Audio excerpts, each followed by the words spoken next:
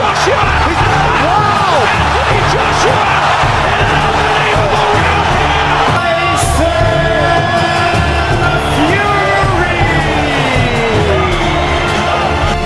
I am the greatest. Roshan, I want your heart. I want to eat his children. Praise be to Allah. It's showtime!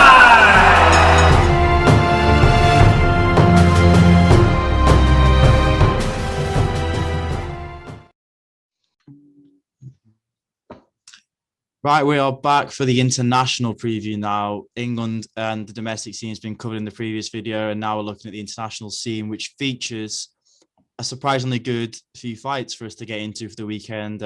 Boxing has been sparse around the world, but when boxing's at its finest, we've got great cards in England, great cards in Europe, and great cards in America. But for this weekend, we are lucky to have some American fights, and which are decent fights as well. Good to watch, and big names as well. And we'll jump in with the biggest fight, which is the super featherweight world title fight between Oscar Valdez and Miguel Berchelt. Like we said, number 1 and 2 in the world, considering according to BoxRec. 2 Mexican fighters fighting for one world title. It's a huge title. It's a huge title fight at the end of the day, and it's got the makings of a great scrap, hasn't it? Really. It has, mate. It's a Builders Battle of Mexico, isn't it? It's a WBC. I've seen a lot of Mexicans recently fighting, but yeah, I think it'd be a good fight. That's what you want. That's what you want to see in boxing, isn't it? 1 and 2 in the world going head to head and battling it out in what is a great top division. Yeah, exactly. I mean, it's a great division, but like you said, it's great to have just 1 and 2 fighting. You know, how often do we see that? How often do we clamour for that? You know, and if we do eventually get it in, undisputed this year in a few divisions, maybe that'll start a new trend. Obviously, it's a lot easier to get the fighters in the lower weights because they're always extremely game. And obviously, they're not the biggest names as well, so there's never really that real media coverage or that real contract sort of issue or that sort of thing about it. When it's with the bigger names, that's when it sort of goes, the egos get involved, and that's why fights don't get made, and the political boxing, all that rubbish. But in this case, we've just got 2 world-class fighters, and you get to find out who's the best in the division, which is great to see. And obviously, like you said, a great division. I mean, you've got Frampton and Herring, which has been delayed, which is the breaking news from the last day and a half. See, Frampton's had a hand injury, so that fight's been moved with Jamal Herring for a month onwards in March now, end of March. So that's a fight in that division. Maybe this is a fight that Frampton will be looking at potentially in the future as the next fight, maybe because he's looking to really cement his legacy. But obviously, you've got a great division, such as you got Shakur Stevenson as well, and Jojo Diaz. I mean, it's just an underrated, maybe a slept-on division, would you say? Yeah, I think so. I think the great thing about it is that you got the combination of solid older pros and exciting lads coming through. We've got a great mixture there. Shakur Stevenson's obviously a massive one to look out for. Jamal Herring, Frampton, Rakimov, is it? He fought. Who did he fight? I might have to edit Rakimov, right? Yeah, I've had a quick look on BoxRec, but yeah, 15-0, 12 knockouts from Russia. Yeah, another Southpaw fighter. Yeah. So yeah, it's just really a good mixture of young and old talent, and a lot of world-class fighters, I think, in that division. Yeah, just drew with Jojo Diaz as well for the vacant IBF title as well. So yeah, it's really good division as well. Yeah, really, really strong. A lot of good fights to be made there, and obviously you still got like Leo Santa Cruz as well. Obviously England, you've got Zelfa Barrett, and you've got someone like Archie Sharp as well. So you've got decent fighters throughout there.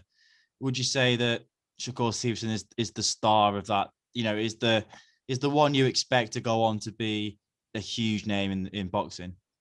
Yeah, I think he's got that brand, and hasn't he? He's similar. Obviously, you've got Gervonta Davis hopping up and down between them as well, between lightweight and super featherweight. But Stevenson's similar to him in the way that he's got that Mayweather brand, hasn't he? He's brandable, he's marketable, and to go with that, he's a great young boxer. I think he's really talented.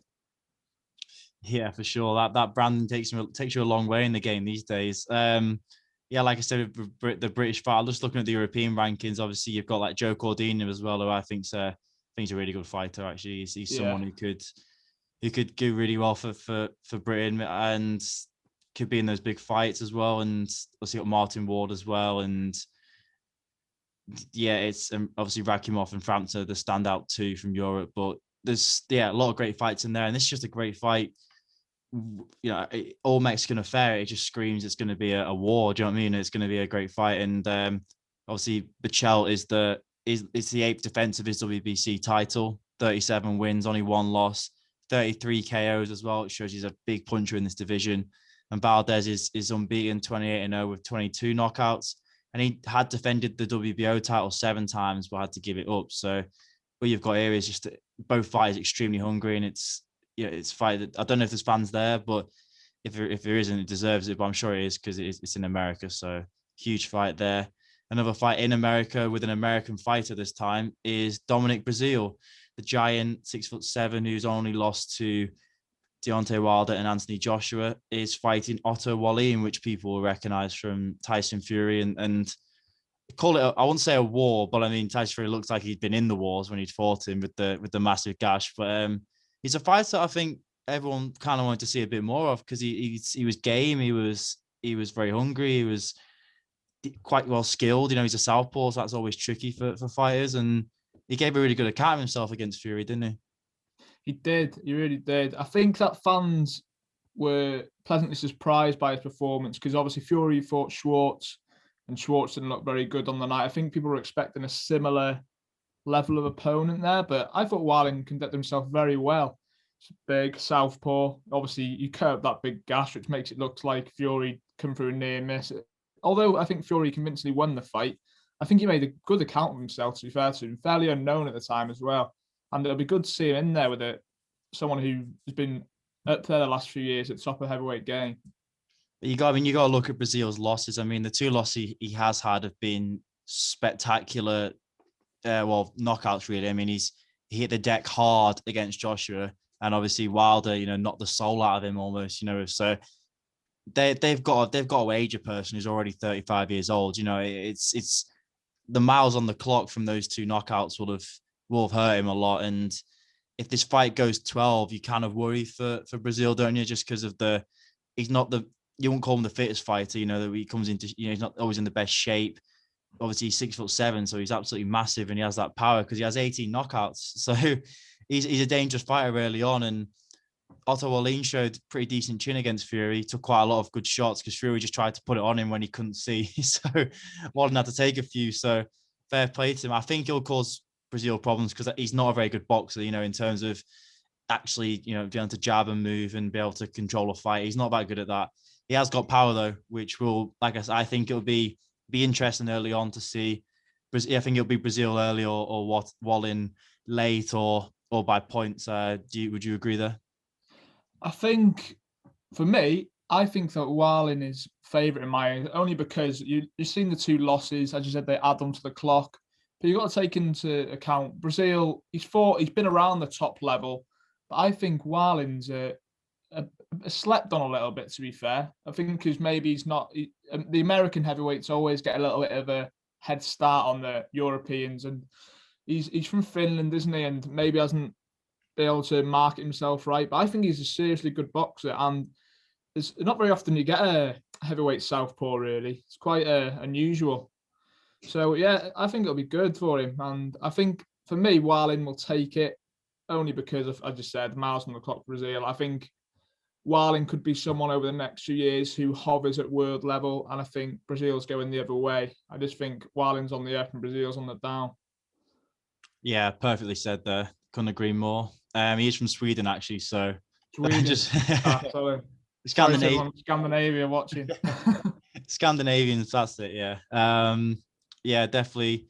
He's young. I thought he was a lot younger. He's only 5. He's only 30 years. He's 30 years old, Wallin. So I wouldn't say that he's that young, but obviously he's young. In terms of, that's quite young. Yeah, he's young in terms of not being the big fights. So I think this is like a chance for him to really break into sort of the top 15. Really, I won't say top 10, obviously, but in the belts, maybe some of the belt rankings, perhaps top 10. But yeah, it's a fight that he has to win really if he's serious about wanting to fight at the top level. And you could match Wallin up with a lot of good heavyweights, really, couldn't you? There's a lot of fights you'd love to to see the people like people need a fight like Michael Hunter, or nobody wants to fight Filip Hrgovic, stuff like that. There's a lot of fights to be made there. So I think Wallin would take him as well, because he jumped at a chance to fight Fury, and that says a lot about someone. So fair play to him. And I think Wallin will come through the victory, and I think it'll be quite a good fight, really. I think it'll be exciting for a bit, and then I think you might see him really, really go through the gears. So that'll be a really interesting fight, yeah. And a big name returns to boxing. Is Adrian Broner a big name? He was a huge name, but he's back. The problem's back, and he's motivated as well. He looks motivated in training. He's been working hard. Had a lot of issues outside the ring with money. I don't know if that's really the reason why he's back, but he looks extremely, really motivated. The videos you've seen of him training, and he sort of cut the antics down a bit as well. So if he can get back to where he's at, I'm sure he can secure some huge fights, can't he? Yeah, he can. I think with Broner, he's a massive name in the sport over the past 5 years. He's always been there and a massive name. But I think some people always thought that maybe his antics inside and outside the ring take away from him as a boxer. I think they do, and I think that's good. It's good why he looks like he's toned that down a bit, because I think he's really top level boxer. He can mix it with the best in that division 100%. And especially if he tones down them antics now, I think, as you're saying, there's maybe you don't know the reasons behind him coming back, but he does look in good shape. He looks hungry. He looks ready for the fight. I just think that's the most important thing for him, because you know how talented he is, and obviously comebacks are all the rage these days. But he's still got time. He's still got time, and the name carries weight still. Adrian Broner. We're talking about it now. We're getting excited that he could go on and go and try and fight for a world title again, because the name carries weight, because he was such a good boxer and still is a good boxer. He hasn't fought since he lost to Pacquiao in 2019 for the world title by unanimous decision. It wasn't a brilliant performance from him. I just think Pacquiao was too quick, too well trained, too professional for him. Maybe you can never really tell if he was fully focused, because that period of time it was more about what he was doing outside the ring more than inside the ring. So you can't really look too much into that. But that fight against Maidana that stopped the hype train, that shut him up and put him on the canvas twice, that really broke him from where he was, trying to go with the sort of Mayweather comparisons and stuff like that at the time. But for him to be back, he's supremely talented. As long as he works hard, how far would you say he could go in his comeback if he stays on track? I think he can approach the top level again. I really do. I think he was a brilliant boxer. I think then distractions have cost him in his career maybe at times, whereas he should have been more professional, should be thinking about boxing rather than stuff that goes on outside of it. But I think he can go to the top level. I think that this is a good warm-up fight for him, really. The lad's 14-1, or a 14-1 draw. He's rarely unknown, but it's a good start for him. You've got to start somewhere, and I think this could be the start of a good journey back for him, especially if he's focused and he's professional and he's ready. Yeah, Puerto Rican fighter, only ever fought in Puerto Rico and Dominican Republic, 11 KOs as well, never lost. So not wanted to take lightly, of course. But, if we get to see, the skills showcased, a bit of power and a bit of that flair that he's known for. And obviously he's a big name fighter. He could sell out Vegas very easily. He's that type of guy. He dazzles, he talks well, he's brash. He's got the talk to back it up as well. So yeah, I'd love to see him get back to it. In that division as well, I looked at few potential fights for him. Obviously, you've got Errol Spence and Crawford, who are just in like I don't know how to say it about swearing, but it's like an ego battle. They don't want to. Neither one of them wants to give the split. Yeah. They both want to be the big dogs and whatever, which is just get on with it and fight. Give it 50-50 split and have a go. People want to see it. It's one of the biggest fights in boxing. But he could fight either one of those if he gets back to it. If they're still, not fighting each other, that's still a big fight. If he can earn it, I think that's a really big fight. And then obviously he lost to Mikey Garcia. Mikey Garcia is sort of fluctuating between weights, in the last 2 years. I think that's a good fight to have for a rematch, because Mikey Garcia loves to keep active, and it'd be a great fight. And he's already beaten him once, so I'm sure he'd take it again, especially considering Broner's been out for so long. And even a Porter rematch, because like I said, Porter again, he fights anyone anytime, anywhere. And I like to see Porter get the Crawford fight, because he's just someone who just goes in. He's always in great shape and he always fights, and he stands a half decent chance there. But Yeah. they're good fights. They're good fights of Broner, really. You know, he could fight any of those easily. Do you know what I mean? And who would you want out of those fights? What really gets you excited the most? To be honest, I'd like to see him have a rematch with Mikey Garcia, only because I think of the occasion for that. The two, yeah, well, Mikey Garcia more has earned the right to be a great. If Broner can come back, beat Mikey Garcia and mix it with a few the good names, and you look at his career and say, fair play, wow, yeah, there's been a few ups and downs, but I think that'd be a really good fight for almost his legacy, Adrian Broner. I think the comeback almost to from the lows of losing to Garcia and not being fully focused, to come back and put on a display against Mikey Garcia and maybe go on to beat him. I think that's what gets me excited. I think Crawford and Spence are pretty much tied up at the minute, aren't they? This could go on for 10 years' time and then they'll just hold the titles. But there's a lot of big fights there for him. And I think they're easy to make for his opponents because of what Broner brings. Broner's going to bring big pay-per-view numbers. He's going to sell out arenas. And it's a win-win for anyone that fights him. Win-win for both fighters because there's going to be money involved. There's going to be big crowds and there's going to be a big event. Yeah, just big event, really. I think it's wherever he fights will be a big event. That's why I want him back. You know, I mean, shake up the division a little bit. And if he starts doing that, then maybe the top two will be like, well, maybe we should just get on with it. Do you know what I mean? Because he's he's taking all the hype now.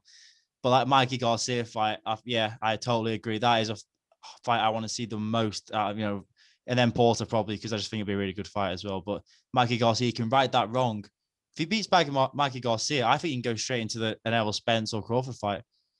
Maybe they might not give him that respect, but then he might have to fight Porter and then beat Porter and then go and do it. But I think that Mikey Garcia fight's got a great fight written all over it. Mikey Garcia sort of hasn't really got a real weight at the moment, but that would give him a fixation, something to really get back in, you know, to train for and focus for. And same with Broner. So we'd love to see him come back, but it all starts this weekend. He has to win. If he loses, it's kind of, I don't know. I guess he just goes and disappears again, but he has to win this weekend. Hopefully he does. I'm sure he will because he is obviously fantastic.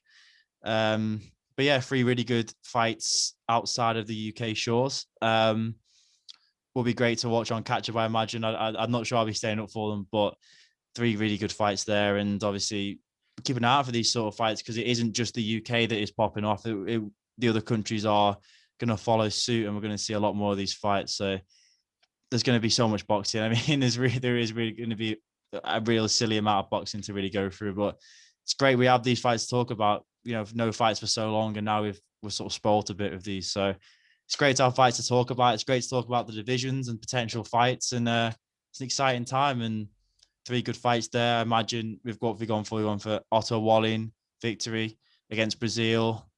In the featherweight clash, I mean, I'll probably just stick with the experience, the older fighter with 37 wins and 33 knockouts. It's his title, you know, it's his to defend. 8th defense in a row, or 9th defense this will be. All Mexican affair. It could go either way, but it's a brilliant fight. And obviously Broner coming back as well. It's a great weekend for boxing. We will be back on Monday and Tuesday to review all these fights. Plenty to review. I'm sure there'll be some major talking points and it won't go quite as sweetly as we've talked about it here. I'm sure there'll be some upsets and some controversial moments and hopefully not scorecards to talk about, but big fights either way. So cannot wait to see these fights, and we will be back at the start of next week to look at all these fights and talk about the future and move on to another Saturday next week of more fights. So more boxing, we love it, and we go again. And thanks for listening, and we'll see you early next week.